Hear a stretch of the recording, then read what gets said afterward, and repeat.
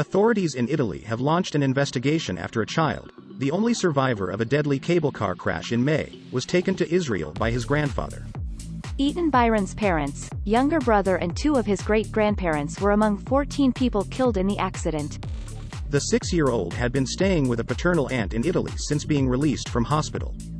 However, Eitan's maternal relatives in Israel had sought custody.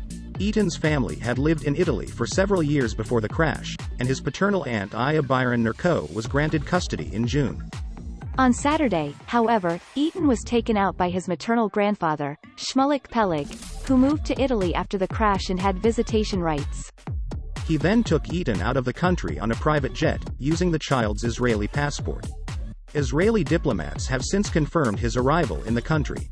Eitan's maternal aunt Gali Peleg filed for adoption in August, claiming that the boy was being held hostage in Italy.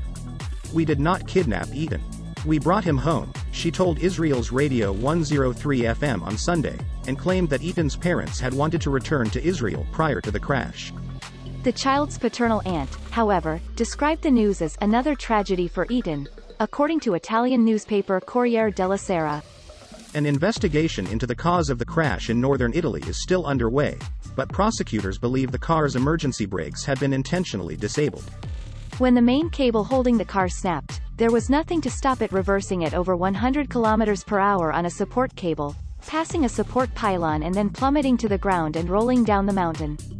13 people died at the scene, including a 2-year-old child, while another child died later in hospital. A number of people from the company that operated the cable car are currently under investigation over the incident. A technician has admitted installing a fork-shaped bracket to deactivate the emergency brake, which had reportedly been malfunctioning earlier this year.